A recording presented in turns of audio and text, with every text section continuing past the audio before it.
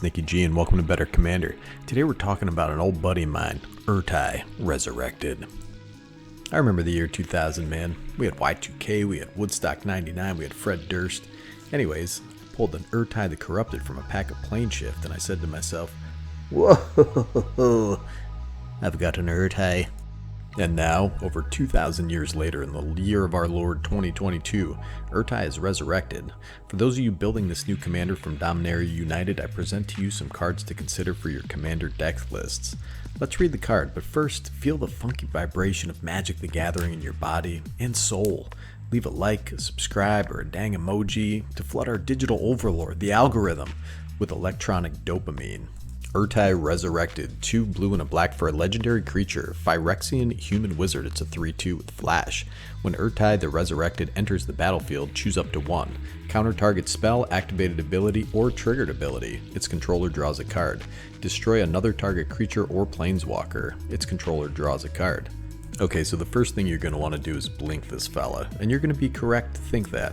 Ghostly Flicker, Blur, Displace, we have Essence Flux, Illusionist Stratagem, Planar Incision, Siren's Ruse, Teferi's Time Twist. These are all instants that let you blink Ertai, and when he enters, counter whatever nonsense your opponents are up to.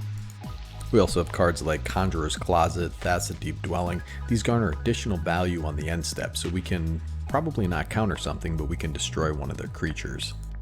We also have Deadeye Navigator, Displacer Kitten, and Nephalia Smuggler. These are all creatures that let you blink Ertai in different ways. Nephalia Smuggler is kind of bad. He looks like an Austin Powers villain.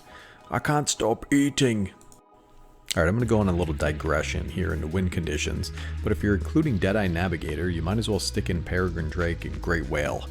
Great Whale is a reserve list card, it's a little more expensive, but you can generate infinite mana and win that way. If you can get out cards like Extractor Demon and or Mind Shrieker, you'll mill everyone out with infinite mana and infinite blinks.